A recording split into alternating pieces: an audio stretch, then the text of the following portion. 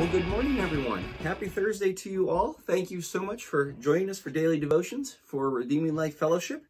If we haven't met before, my name's Dan. I'm a teaching pastor here, and I'm just excited that we have this great opportunity to read and study the Bible together as we're really just getting our toes dipped into this world of Old Testament prophecy, working through the major prophets, Isaiah, Jeremiah, Lamentations, Ezekiel, and Daniel, and dipping into this this prophet, as many have, I think, probably rightly called the Prince of Prophets.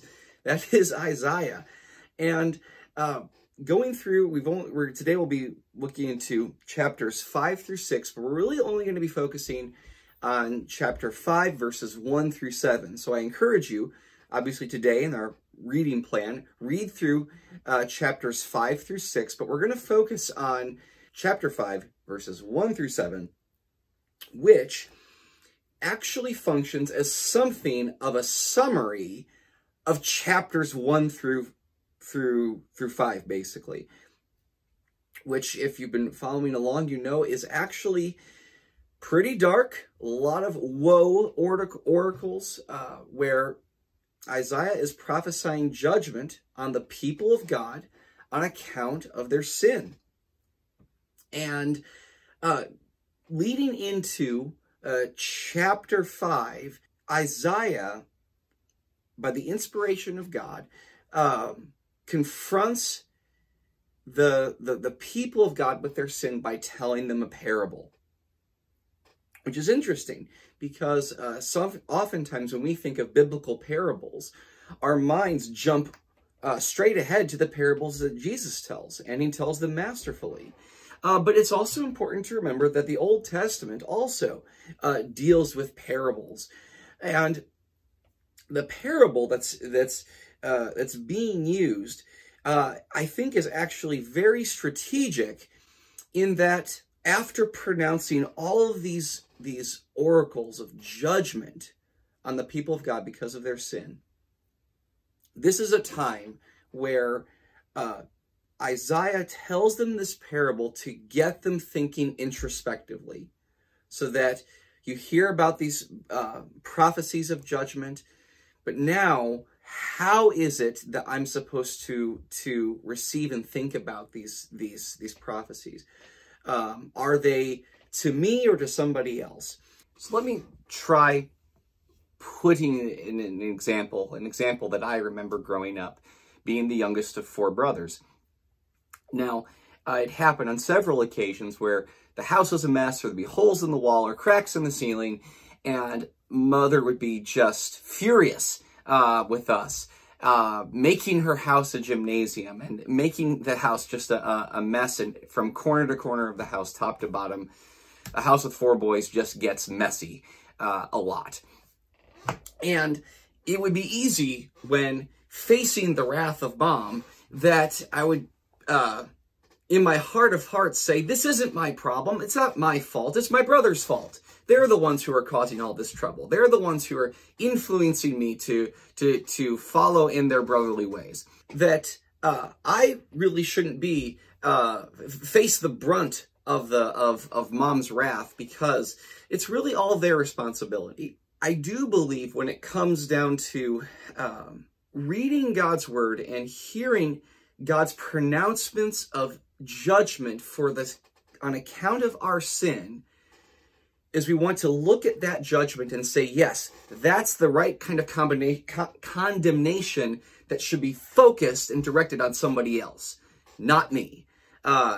Yes, this person has a problem with adultery. This person has a problem with greed. This person has a problem with lust. This person has a problem with bitterness and complaining. But it's never my problem. It's always somebody else's problem. We have such a fine way of ricocheting accusations of sin towards everybody else but us.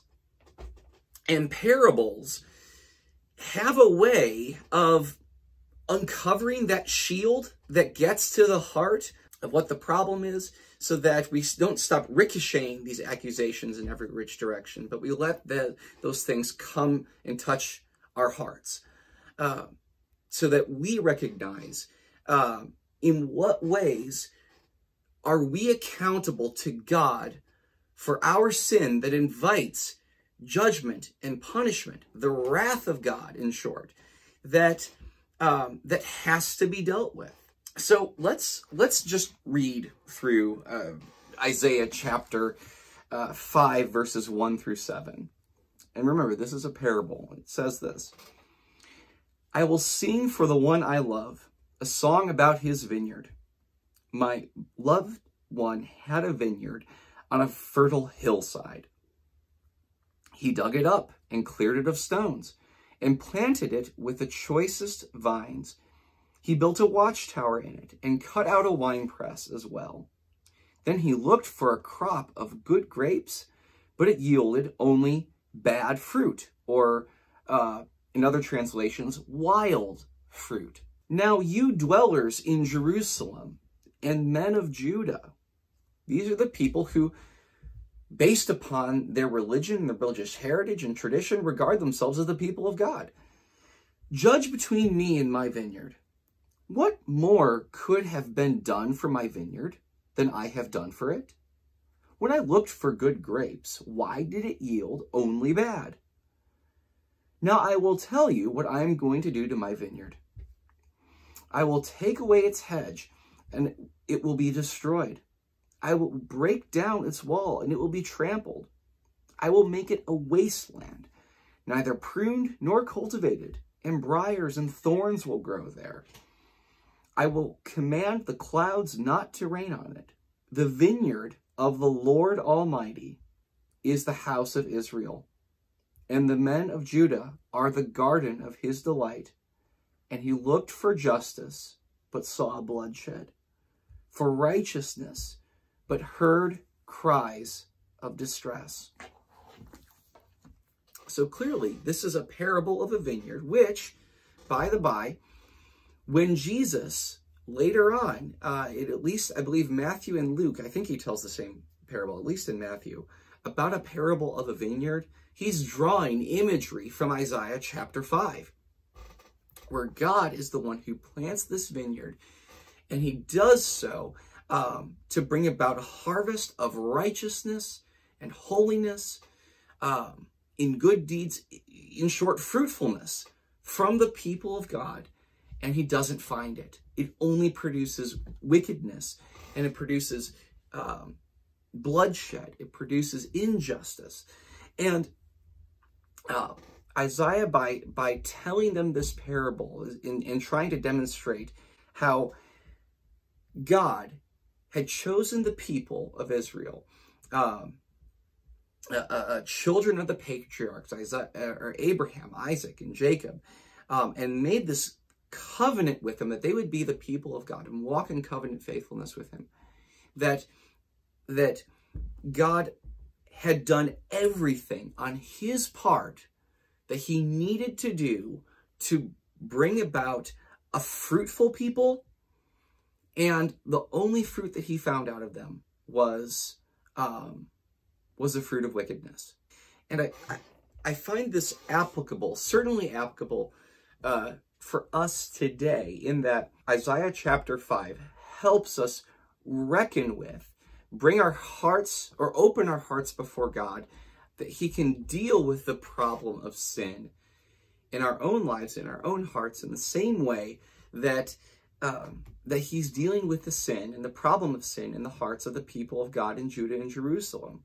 There are a few points I want us to ponder, points that I've borrowed from the Isaiah scholar John Oswalt, who makes these points about Isaiah chapter 5. One of them being is that true religion in the sight of God is the work of the hand of God. In other words, when we think about our salvation and what God has done and his election, choosing us, reaching down to us, in the same way that there's no fruit of a vineyard without the vine dresser actually doing the work to make a vineyard, that the fruit of salvation begins with God's hand in our hearts. That's the first thing. A second thing is that when God chooses us and he redeems us and makes us our own, he does so with the intention of bringing forth a harvest of righteousness. That the works that we produce, the good works in the sight of God, according to his righteousness, that's what God actually intends. That we're not just saved from death and destruction, but saved for a purpose. It's important to remember. He also goes on to point out that the hand of God at his work, in the same way that a farmer, a vine dresser, we can use those interchangeably, cultivates the soil in order to bring about good fruit that yields a robust harvest, that work can be thwarted by, as it would say, inner degeneracy, a corrupt heart, a corrupt mind that's tainted with sin, that even when all the environmental settings are put in place to bring about a good harvest, all of that can be thwarted, can be brought to nothing because of the corruption that comes from the inside, not from the outside. Lastly, the thing that he points out is that what we see as God's judgment writ large in Isaiah is that this is the inevitable result of sin. And that God, if he is a righteous God and a just God, he has to deal with sin. And I believe this is important for us because on this side of the cross, it's easy for us to trivialize sin and not realize that sin invites judgment and the wrath of God, which indeed Jesus bore the penalty of that sin on the cross. And therein, it's important for us to remember that when we see the cross and see Jesus there suffering and dying for our sin, is that that is where we see God's love and his justice meet on the cross, because Jesus is paying the penalty for our sin with his death. But it nevertheless remains to be the case that we can be just like the people of Judah, just like the people of Jerusalem, who could not recognize, not see God's hand of grace and mercy, who calls us to holiness, who desires to bring about a harvest of righteousness, that all of that work can be thwarted, can be undone, rendered a waste, if we do not allow God to deal with the heart of our issue. And that is our heart that is corrupted by the power of sin, that we need God in God's hand to bring about the salvation and the holiness, the sanctification that he desires. So be encouraged. God, as this vine dresser, indeed, as he brings about judgment upon the people of God, and he did just that. But he does so not simply to condemn and to leave condemned, but to bring about a remnant, a sacred place, a sacred people set apart for God's purposes, to bring about his purposes again anew.